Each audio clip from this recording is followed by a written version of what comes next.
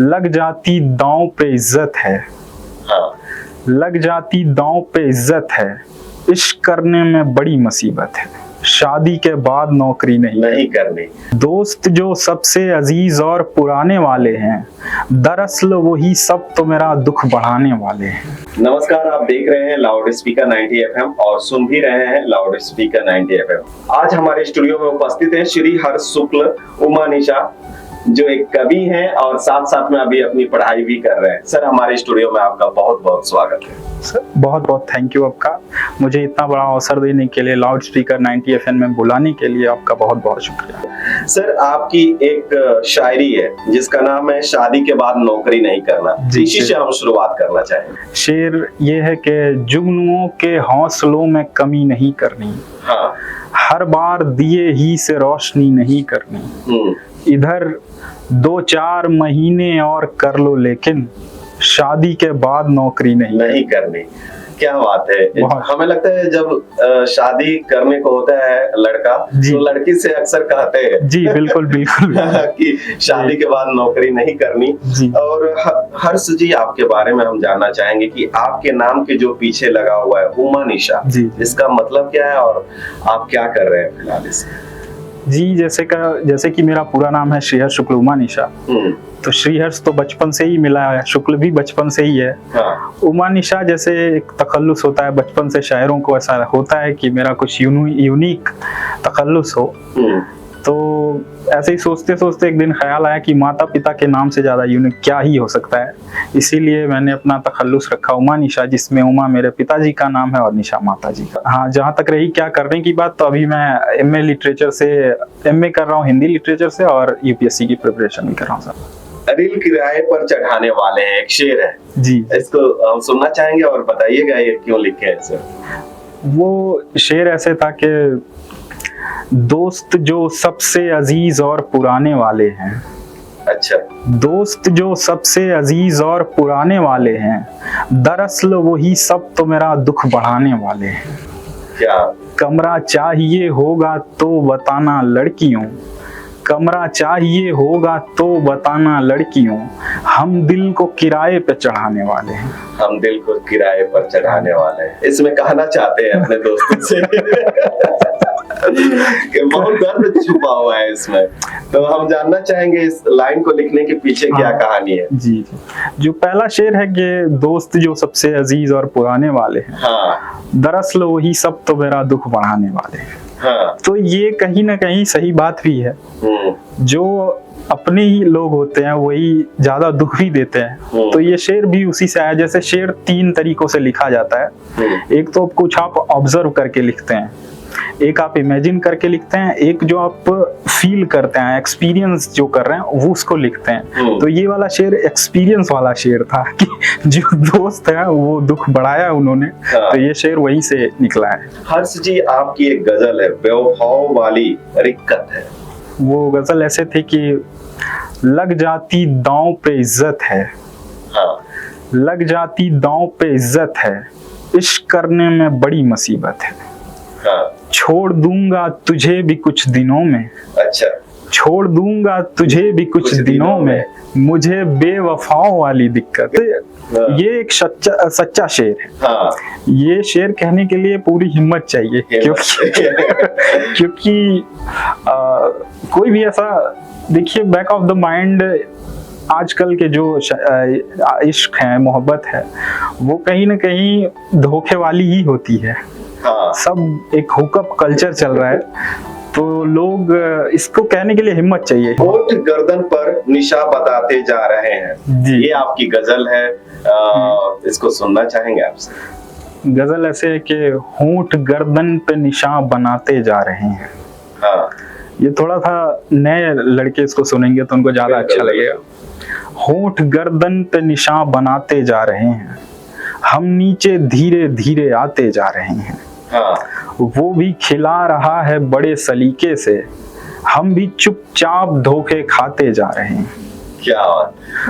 वो भी खिला रहा है बड़े सलीके से, हम भी चुपचाप धोखे खाते जा रहे हैं। हमको बचानी है उसकी नई कुर्ती, सो हम सिर्फ गाल ही पे रंग लगाते जा रहे हैं। ये कब लिखे हैं? होली के होली समय? ये होली पे ही था। हाँ, एक शेर इसमें और आखिरी के, हमको बचानी है उसकी नई कुर्ती सो हम हाँ, सिर्फ गाल ही पे रंग लगाते जा रहे हैं। और इसका एक आखिरी शेर के मैं सुनसान समझ तेरे दिल में आया मगर, मैं सुनसान समझ तेरे दिल में आया मगर यहाँ तो लोग ही लोग आते जा रहे हैं। क्या बात है। बहुत एक हर्ष जी, आपकी मैंने कविता देखी है, जी जी पढ़ी भी है, जी पल्लू, जी बहुत ही फेमस कविता है आपकी। जी जी और इसको सुनना चाहेंगे, और जो भी हमारे लिसनर व्यूअर हैं वो भी इसको जानना चाहते हैं कि आप क्यों लिखे, इसकी क्या कहानी रही। जी। ये कविता थोड़ी सी संजीदगी वाली है, और इसका एक बैकग्राउंड है, वो मैं आपको 2 मिनट में बता देता हूँ। बैकग्राउंड ये है कि एक दिन ऐसे ही मैं बैठा हुआ था गोरखपुर रेलवे स्टेशन पे, तो मैंने देखा कि ऐसे ही नीचे एक औरत बैठी हुई है, तो और वो सो रही थी, लेटी हुई थी, सो रही थी। तो उसको ऐसे, जैसे स्टेशन पे होता ही है, मच्छर वच्छर काटते ही हैं, तो मैं ऐसे ही देख रहा था कि मच्छर काट रहा है औरत को। तो अचानक से ये हुआ कि उसको किसी मच्छर ने काटा होगा, वो अचानक से उठती है।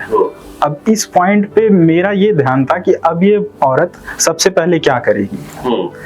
तो जैसा कि मच्छर काट रहा है तो सबसे पहले उसको मच्छर मारना चाहिए, ऑब्वियस सी बात है। लेकिन उस महिला ने मच्छर सबसे पहले ना मारने के बजाय अपनी जो साड़ी थी, साड़ी का पल्लू था, उसको अपने सीने पर रखा। तो मेरा ध्यान गया कि ये ऐसा क्यों कर रही है, जबकि ऐसा कोई उसे देख भी नहीं रहा था। वो मुझे लगा कि कहीं ना कहीं वो उसके अनकॉन्शियस माइंड में वो सारी चीजें आ गई हैं कि जो एक टैबू है, इज्जत, वो उसकी छाती में बसती है। तो इसलिए ही उसने साड़ी अपने छाती पे रखा, न कि वो मच्छर को मारी। तो वहां से एक कविता निकली। तो कविता ऐसे है कि रात 9:59 गोरखपुर स्टेशन, अधेड़ महिला सोई है, अचानक नींद खुली। सामाजिक हाथ ने नैनो सेकंड में पल्लू का एक सिरा ढूंढ लिया और रख दिया उसे छाती पर। छाती जो प्रतीक है मातृत्व की, जीव के जीवन पुष्टि की, संपूर्ण सृष्टि की, उसे ढक दिया। हाथों के पास विकल्प थे कि वो मारें खून चूसते मच्छरों को, या सहला दें उन जगहों को जहां उन्होंने काटा था, या बन जाएं तकिए सा मोड़ कर रखे जाएं सर के नीचे, या ढकें रोशनी के नाते सो नहीं पाती आंखों को। और भी विकल्प सोच सकते थे हाथ, किंतु उन्होंने चुना छाती से बांधी गई आबरू को बचाना। सामाजिक हाथ से अनुरोध है कि अगली बार वो ढूंढे पल्लू का कोई दूसरा लंबा सिरा, और बांध दे मेरे अधेड़ महिला के, स्टेशन वालों के, गोरखपुर वालों के, दुनिया वालों के मन की मैली भटी हुई आंखों पर, ताकि उन्हें छाती से आबरू न दिखे। उसी से हम लोग पलते बढ़ते हैं। पूरा जी, किया है आपने हर्ष जी। हमको लड़कियों की कमी पड़ी है। जी जी जी, ये आपकी कविता है जी। तो सही में कमी पड़ी है या बस लिखे हैं कि हमको लड़कियों की कमी पड़ी है? वो थोड़ा तंज जैसा है, वो भी मैं सुना देता हूँ। हाँ। कि वो तेरे गले लक्के मालूम पड़ा है, तेरे गले लक्के मालूम पड़ा है, तू भी यार दुखों से भरी पड़ी है। जिंदगी मुझे डर है कि हमारी मौत ही कहीं मरी पड़ी है। और एक आपके लिए शेर के, चमकने लगा है यार थोड़ा बहुत, हाँ। चमकने लगा है यार थोड़ा बहुत, सूरज पे जब से तेरी रोशनी पड़ी है। क्या बात है, thank you sir, thank you. और एक किसी में के, ना समझ ऐसे अकड़ती है जैसे हमको लड़कियों की कमी पड़ी है। क्या बात है। फिर एक दिन पिताजी बोले। हाँ जी जी, ये भी लाइन है आपकी, और ये भी सुना दीजिए हमारे। वो था कि वो एक गजल ही है, उसका वो है कि सिर्फ हाथ न मिलाया कर, मिलने पे दिल आगे बढ़ाया कर। सिर्फ हाथ न मिलाया कर, मिलने पे दिल आगे बढ़ाया कर, बातें सीख लड़कियों वाली, मनाऊं तो और रूठ जाया कर। बातें सीख लड़कियों वाली, मनाऊं तो और रूठ जाया कर। हाँ। मर्द बन पत्थर नहीं, हाँ। पेट भर आंसू बहाया कर। पेट भर आंसू बहाया। फिर एक दिन पिताजी बोले, हाँ। इतने शौक हैं तो खुद कमाया कर। इतने शौक है तो खुद कमाया कर। जी। सही बात है, और इसमें पिता की दर्द भी दिख रही है। जी जी जी दिख है रही ना? है। हर्ष जी, जाते जाते एक आपकी नज्म है पहली गुफ्तगू। जी, जैसे नज्म का नाम है पहली गुफ्तगू। नज्म के पीछे का बैकग्राउंड ये है कि मैंने देखा कि दो लोगों को ऐसी, जैसे जहाँ मोहब्बत की बातें होती हैं वहाँ का समा, इन्वायरमेंट जो है, वातावरण जो है वो भी मोहब्बत नुमा ही होता है। क्या? जैसे चंचल हवा, नदी का किनारा और भी ऐसे ऐसे। तो मैंने ये कल्पना की कि दो लोगों को ऐसी जगहों पे मिलाया जाए जहाँ आमतौर पे प्यार वाले एलिमेंट जागते ही ना हो। तो उस पे एक नज्म है। तो दो लोगों को ऐसी जगहों पे मिलाया जा रहा है जहाँ आप हैरान होंगे कि ऐसी जगहों पे मोहब्बत वाली बातें भी हो सकती हैं। अच्छा। तो नज्म है कि हम दोनों कहीं दूर अमेज़न के सन्नाटों से चीखते जंगलों में, हाँ। किसी तन्हा दरख्त के नीचे पालथी मारे बैठे हों, मिट्टी और पसीने हमारे बदन को चूम रहे हों, बारिश बस अभी अभी थमी हो, पत्तों से टपकती पानी की आखिरी बूंद तुम्हारे चेहरे पे खुदकुशी करके सीधे जन्नत जा पहुंचे, और ऐसे में हमारी पहली गुफ्तगू हो। हम दोनों इजराइल पैलेस्टीन के जंग खाए लोगों में जा फंसे, बारूद की महक तुम्हारी खुशबू से मिलकर अमनो बरदार हो रही हो, पीतल की नाजुक गोलियां तुम्हारे जिस्मों से निकलने को बेकरार हो रही हों, मिसाइलें गली के फराद व मजनू की तरह तुम्हें ढूंढें, तोपें तुम्हारी खातिरदारी में नए कपड़े पहनकर इधर उधर घूमें, मिट्टी में लिपटी रोटियों के टुकड़े हमें पानी में चांद की सूरत दिखाई दें, तुम्हारे लिए उदास बैठी बंदूकें लोगों के सीनों पे अपनी चूड़ियां तोड़ती हूँ, और ऐसे में हमारी पहली गुफ्तगू हो।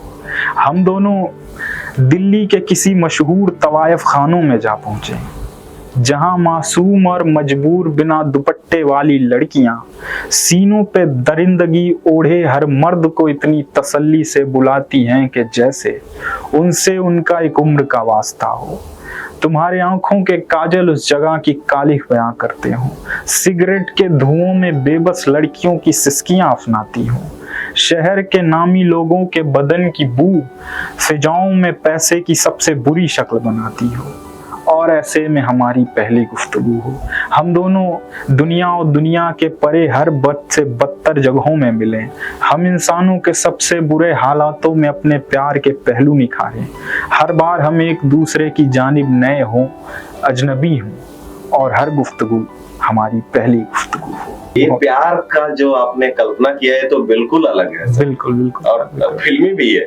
फिल्मी है। हाँ, तो ये लिखने के पीछे क्या वजह रही, हम जानना चाहेंगे हर्ष जी। वजह यही थी कि दो लोगों को ऐसी जगहों पे मिलाया जाए जो जहां आमतौर पे प्यार वाले एलिमेंट न जागते हों। आमतौर पे ऐसा देखा गया है कि जहाँ प्यार वाले बातें होती हैं वहाँ का समा भी काफी प्यारा नुमा ही होता है, जैसे नदी का किनारा, चंचल हवा वगैरह वगैरह। तो वही है कि ऐसी जगहों पर मिलाया जाए जहाँ ये वाले एलिमेंट ना जागते। बहुत बहुत धन्यवाद श्री हर्ष जी स्टूडियो में आने के लिए और अपनी कृतियों को हमारे लिसनर व्यूअर को सुनाने के लिए। बहुत बहुत शुक्रिया सर, बहुत शुक्रिया। आज के हमारे साहित्य संगम सीरीज में थे श्री हर्ष उमानिशा जी, बहुत ही आपको एंटरटेन किए। अगले किसी और एपिसोड में आपसे होगी मुलाकात, तब तक देखते रहिए, सुनते रहिए लाउड स्पीकर 90 FM। बजाओ बजाओ जरा झूम के बजाओ। नमस्कार।